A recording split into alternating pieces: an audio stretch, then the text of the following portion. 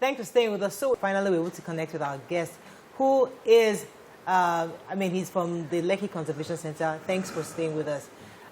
February every year is known as World Wetland Day. In commemorating the day, we'll be having with us a representative from the Nigerian Conservation Foundation. Joining us now is the project manager, Lekki Conservation Foundation, Mr. Adedamola Ogunsheson. Welcome to the show, sir. Good to have you. Good morning. Good morning. Good morning. So tell us, what are wetlands exactly? What do we mean by wetlands? Let's start with that. Oh, wetlands are terrestrial bodies or semi-terrestrial bodies, and that means your lagoon, marshland, also water bodies that are used by both animals and humans. And so for every year we celebrate the World Wetlands Day so as to know the importance of these wetlands, the role they play in livelihood, in protection of animals, right, and also in the roles to reduce certain effects on both human and the world generally. Right. All right, sir. So we know that there are a lot of areas that a lot of people stand still because they want to reclaim lands for houses and infrastructure. Is there any way we can stand still and not destroy nature? We can, reclaim lands from the wetland and not destroy nature. Is there a safe way of doing it? Well, technology is improving on a daily basis, and so you can have less impact, no impact at all. However, for every development around the wetlands, you are supposed to have an environmental impact assessment. That takes care of what is there and help us to know the kind of impact the construction you're going to do is going to have on that wetland. But in most cases, most of the development you have around the wetlands in Nigeria does not have such document. Not just the document, does not implement what is stated in the EIA recommendation and does have an impact on the wetland function as it provides for human and animals. Right. Is it only Lagos that we have, Lagos and Niger Delta regions, we have wetlands? Not at all, man. In actual sense, most of the fish you get in Nigeria are from the inland waterways in the far north, from Adija Nguru to Chalawa to the upper Benue axis and to Taraba.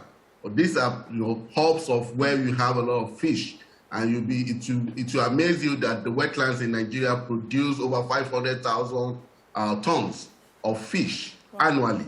Wow. So it's not limited alone to Lagos. It's not limited alone to the Niger Delta. It is across the landscape. Right. In actual sense, the first Ramsar site in Nigeria is located in Yobe State, wow, and that is the Adija wetland. So it's not only limited to the aquatic state.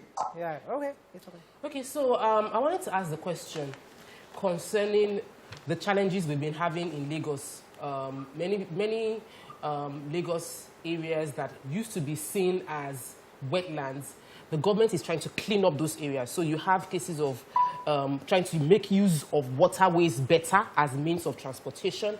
Does this in any way endanger the life within the wetlands? It does if you don't manage it properly. The construction of a jetty requires you to do an EIA. And being a government property does not mean you shouldn't carry out such EIA projects. What is EIA? The essence of environmental impact assessment, sorry for the acronym, it's stated, it's part of the policy process and also the enforcement process while you are constructing or doing any major project within a landscape. It is statutory and it is recommended. So for for projects like the transportation, there will be impact. Managing it is the most important thing. So if you have a boat that is leaking its engine oil and its fuel into the waterways, definitely it will have impact on the fish and other aquatic life. However, it's not just having impact on the fish and the aquatic life. It's also going to snowball into an health issue for the people because we consume those aquatic life from periwinkle to fish and crabs. So the essence of why we look for alternative for effective transportation in Lagos, we must also look at the condition of those boats so that they don't end up spilling polluted or polluting the waterways and thereby increasing health issues from consuming the aquatic life in the water bodies. Right. So what was the outcome of the meeting that you had recently concerning preserving the wetlands? Well, the Nigerian Conservation Foundation and the Ministry of the Federal Ministry of Environment had a program, and the whole idea is to look at how stakeholders will ensure that already formulated policy laws are abided to, and also ensure participatory process of managing the wetlands. Right. The people that you have within wetlands should not see wetlands as wastelands. In most cases, when people are looking for dumping sites, they go to the wetlands. Right. When people are looking for where to put their polluted, I'm sure you remember the cocoa dump, the toxic waste. Right. And mainly think it's easy for them to dump those toxic or e-waste in the wetland. So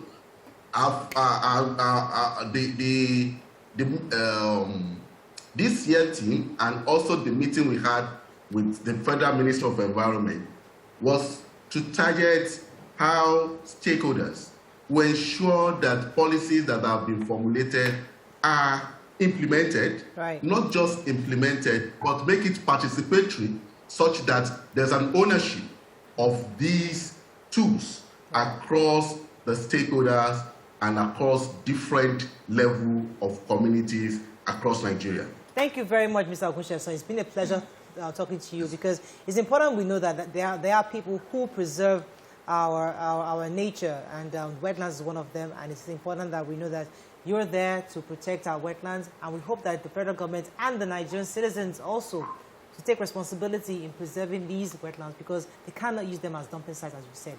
We appreciate your thoughts this morning. Thank you very much, Mr. Okunsesan. Any final words? Thank you for having me. Any final words? Any final? Well, on the final note, yes. for a state like Lagos, yes. Managing our wetlands, I can assure you, will reduce the traffic congestion. In most cases in Lagos, traffic are usually very terrible during the rainy season. And it's because we have not managed our wetlands effectively. Because the wetland is supposed to deflood our major roads. But in a situation where wetlands are haphazardly built on, they are not effectively managed, right. It increases the numbers of hours we use in this traffic, increasing our man-hour loss. So managing wetlands is not just about conservation. There's also an economic part of it that we must take into cognizance, and also the health implication of this unhealthy wetland. Fantastic. And as a nation, as a state, we should ensure a healthy wetland in order to have better economics and better health. Thank you so much, sir. Thank you very much for joining us this morning. Thank you, ma'am. Okay, so we're going to go on a quick break. When we come back, we'll try to wrap up on our initial conversation. Stay with us. We'll be right back.